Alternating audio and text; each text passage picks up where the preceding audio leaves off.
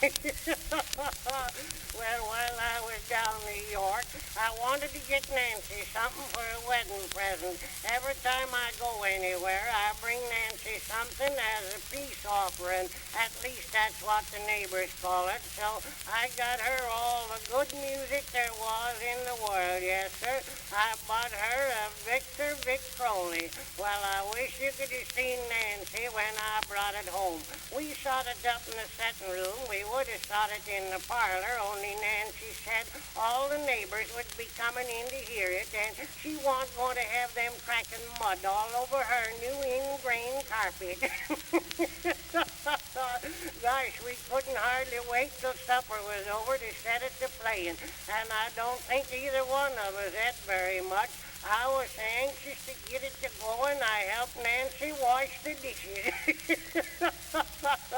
I asked Nancy if I hadn't better call in the neighbors, but she said no.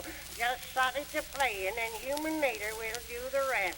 I put on turkey in the straw, and it hadn't more than got to going right good when Jim Lawson come in. He said he'd come over to see what I thought about the coming election, and then he asked me what other tunes it would play.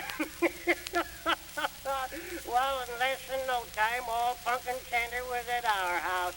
I think Deacon Witherspoon would have danced a jig if I hadn't put on Sweet Hour of Prayer. It played some grand opera music that Hank Weaver said was just as good as a trip to Europe. It played Silver Threads Among the Gold, and it had the women folks pretty nigh crying. It sounded so sad and pretty, I come darn near blubbering right out. We set it up with a telephone and played jazz music, and Hickory Corners got the telephone gal to connect them with our house, and they had a dance. Well, sir, there was one record what told about our town of Pumpkin Center. It told about Jim Lawson and me and Nancy, Deacon Witherspoon, Cy Pettingill, and Hank Weaver, Rube Hendricks, Lige Willett, and about everyone in Pumpkin Center.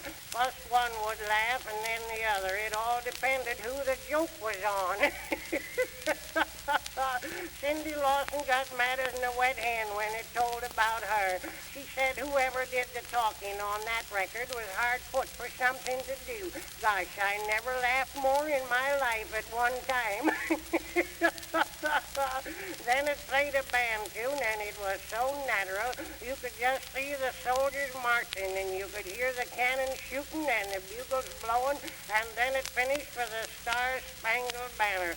We all tried to sing it, and I'll be darned if any of us knowed it all the way through.